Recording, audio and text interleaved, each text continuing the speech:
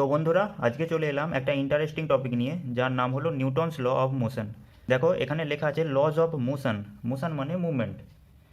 দেখো এইটা একটা বল।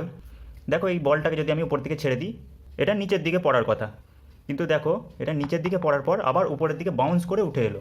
এই বলটা দেখো একটা মোশন নিয়ে বা মুভমেন্ট নিয়ে এই পথ বরাবর গেল, তাই তো। তো এই জিনিসগুলোকেই নিউটন লক্ষ্য করে এবং তার উপর তিনটে ল পাবলিশ করে 1687 খ্রিস্টাব্দে।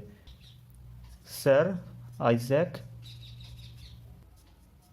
নিউটন। এই তিনটে ল নিউটনস ল অফ মোশন নামে পরিচিত। তো চলো একের পর এক এই তিনটে ল বুঝে নেওয়া যাক। নিউটনের ফার্স্ট ল শুরু করার আগে এই জিনিসটা তোমাদের একটু বুঝে নিতে হবে, ফোর্স অ্যান্ড ইনার্সিয়া। এই ফোর্স আর ইনার্সিয়া সম্পর্কে আগের ভিডিওতে আমি বিস্তারিত বলেছিলাম। তোমরা যদি সেই ভিডিওটা না দেখে থাকো ডেসক্রিপশানে দেওয়া লিঙ্ক থেকে একবার দেখে নাও। এই বস্তুর ইনার্সিয়া প্রপার্টি আর কিছু নয়। ইনার্সিয়া প্রপার্টির জন্য কোনো বস্তু স্থির অবস্থায় থাকলে সে স্থির অবস্থাতেই থাকতে চায়, বা কোনো গতিশীল বস্তু গতিশীল অবস্থা বজায় রাখতে চায়, এটাই হলো ইনার্সিয়া। তো নিউটনের ফার্স্ট লতে এটাই বলা হয়েছে যে কোনো স্থির বস্তুকে গতিশীল অবস্থায় আনতে বা গতিশীল বস্তুকে স্থির অবস্থায় আনতে বল প্রয়োগ করতে হবে। ঠিক আছে, এই হলো স্থির বস্তু, একে যদি গতিশীল করতে যাও তো বল প্রয়োগ করতে হবে। এই হলো তোমার গতিশীল বস্তু, একেও স্থির অবস্থায় আনতে গেলে বল প্রয়োগ করতে হবে। এটাই নিউটনের ফার্স্ট ল। চলো আরেকটু ভালোভাবে এটা বুঝে নেওয়া যাবে। তো নিউটনের ফার্স্ট লটা এখানে সহজ ভাষাতে লিখে দেওয়া হয়েছে। কী লেখা আছে এখানে? If A body at rest or moving at a constant speed, কোনো বস্তু যদি স্থির অবস্থায় থাকে বা সমবেগে চলতে থাকে, it will remain at rest or keep moving, এটা স্থির অবস্থাতেই থাকবে বা গতিশীল অবস্থাতেই থাকবে until or unless an unbalanced external force acting on it, যতক্ষণ না একটা আনব্যালেন্স এক্সটার্নাল ফোর্স তার উপর কাজ করে। তো এই জিনিসগুলো একের পর এক বোঝা নেওয়া যাক। কনস্ট্যান্ট স্পিড, দেখো কনস্ট্যান্ট স্পিড মানে এই যে এই জিনিসটাকে বলে কনস্ট্যান্ট স্পিড। এই বলটা গেল না, এটাকেই বলে কনস্ট্যান্ট স্পিড। ঠিক আছে, তো বলটা এইভাবে যদি যেত, এরকম স্পিডে গেল আবার হঠাৎ করে স্পিড কমে গেল, আবার একটু স্পিডে গেল আবার হঠাৎ করে কমে গেল, এইটাকে আমরা কনস্ট্যান্ট স্পিড বলবো না। তারপর এই আনব্যালেন্সড ফোর্সটা কি? এই আনব্যালেন্সড ফোর্সটা বোঝার আগে আমাদের ব্যালেন্স ফোর্স কোনটা সেটা বুঝতে হবে। দেখো এইটা একটা বস্তু, তো এর উপর দেখো এই বল প্রয়োগ করলাম বা ফোর্স দিলাম, তাই তো। এবার দেখো এই দিক থেকে আমি ফোর্স দিচ্ছি, এই দিক থেকে ফোর্স দিচ্ছি। এই দুটো ফোর্স যদি সমান হয়ে যায়, দেখো দুদিক থেকেই ফোর্স দিচ্ছি, কিন্তু দুদিকের ফোর্স সমান বলে বলটা কোনো দিকেই মুভ করছে না। তো এখন এই ডান দিকের ফোর্স যদি আমি বাড়িয়ে দিই আর বাঁ দিকের ফোর্স একটু কম করে দিই, দেখো এটা এই দিকে মুভ করছে। এই জিনিসটাই হলো আনব্যালেন্স ফোর্স। ঠিক আছে, এই ধরো তোমার বস্তু,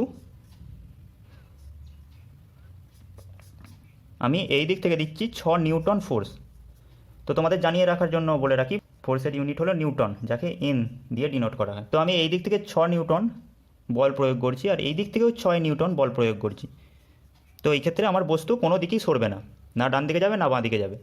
বস্তু তখনই সরবে, ধরো এইদিকে 6 জায়গায় 16 নিউটন বল প্রয়োগ করছি আর এইদিকে 6 নিউটনই আছে। তো এই ক্ষেত্রে বস্তু এই দিকে মুভ করবে 10 নিউটন বেগে। 16 নিউটন এই দিক থেকে দেওয়া হচ্ছে আর এই দিক থেকে 6 নিউটন ক্যান্সেল হয়ে যাচ্ছে, তাই 10 নিউটন বেগে এই দিকে মুভ করবে। এই জিনিসটাকেই বলে আনব্যালেন্স ফোর্স। তো নিউটনের সূত্র আরেকবার দেখো বলে দেওয়া যাক। কোনো বস্তু তার ইনার্সিয়া প্রপার্টি অনুসারে স্থির অবস্থা বা গতিশীল অবস্থা বজায় রাখবে যতক্ষণ না তার উপর বাইরে থেকে কোনো আনব্যালেন্স ফোর্স প্রয়োগ করা হয়, তাই তো। এই দেখো এটা ইনার্সিয়া প্রপার্টির জন্য গতিশীল অবস্থায় আছে, তো বাইরে থেকে এই বল প্রয়োগ করলাম তো থেমে গেল। ঠিক আছে, এখন দেখো ইনার্সিয়া প্রপার্টির জন্য স্থির অবস্থায় আছে, বাইরে থেকে বল প্রয়োগ করলাম গতিশীল হয়ে গেল। এই জিনিসটাই নিউটনের ফার্স্ট ল। একটা এক্সাম্পল যদি তোমাদের দেওয়া হয়, ধরো একটা গাড়ি,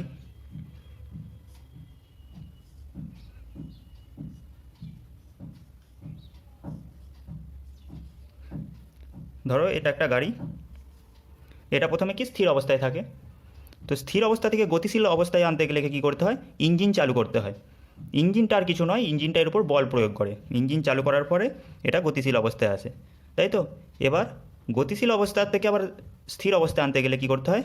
ব্রেক প্রয়োগ করতে হয়। ব্রেকটা কি? একটা বল, সেটাও একটা ঘর্ষণ বল, তাই তো। তো কোনো না কোনোভাবেই আমাকে বল প্রয়োগ করতে হবে গতিশীল অবস্থা থেকে স্থির অবস্থা আনার জন্য বা স্থির অবস্থা থেকে গতিশীল অবস্থা আনার জন্য। এবার তোমরা হয়তো বলবে এই মার্কারটা দেখো গতিশীল অবস্থায় ছিল, এ নিজে থেকেই স্থির অবস্থায় চলে এলো, আমরা তো কোনো বল প্রয়োগ করলামই না। এটা কি করে হলো? তো ধরো এই আমাদের বস্তু বাঁ দিক থেকে ডান দিকে গতিশীল অবস্থায় ছিল, কিন্তু এ নিজে থেকে দাঁড়িয়ে গেল। তো তোমরা এই ক্ষেত্রে কি মনে করলে যে বল প্রয়োগ করলাম না, এটা আপনা আপনি কীভাবে থেমে গেল? তো এই ক্ষেত্রে দেখো, আমরা বল প্রয়োগ করছি না ঠিক আছে, কিন্তু কোনো বস্তু যখন গতিশীল অবস্থায় থাকে তার এই সারফেসের সঙ্গে, যে সারফেসের সঙ্গে সে গতিশীল অবস্থায় আছে, তার এই সারফেসের সঙ্গে একটা বল সৃষ্টি হয়, ঘর্ষণ বল, যেটাকে ফ্রিকশন বা ঘর্ষণ বল বলা হয়। এই ফ্রিকশন কি করে? এটাও একটা বল যেটা বস্তুর অপোজিট দিকে বাধার সৃষ্টি করে। আর কি হয়? গ্র্যাভিটেশনাল ফোর্স, গ্র্যাভিটির জন্যও বস্তু নিচের দিকে আকর্ষণ করে, আর সামনে থেকে হাওয়া বা এয়ার রেজিস্ট করে, এর গতিকে বাধা দেয়, তাই তো? তাই বস্তু আপনা আপনি নিজে থেকেই গতিশীল অবস্থা থেকে স্থির অবস্থায় হয়ে যায়। আর এই নিউটনের ফার্স্ট ল অফ ইনার্সিয়া নামেও পরিচিত। ফার্স্ট ল এর আরেকটা নাম হলো ল অফ ইনার্সিয়া। তো এই হলো নিউটনের ফার্স্ট ল। কোনো কনফিউশন থাকলে আমাকে অবশ্যই কমেন্ট করে জানিও। আর এর পরের ভিডিওতে আমি সেকেন্ড ল আর থার্ড ল নিয়ে বিস্তারিত আলোচনা করব। ভালো লাগলে লাইক করো আর সাবস্ক্রাইব করে আমাদের পাশে থেকো।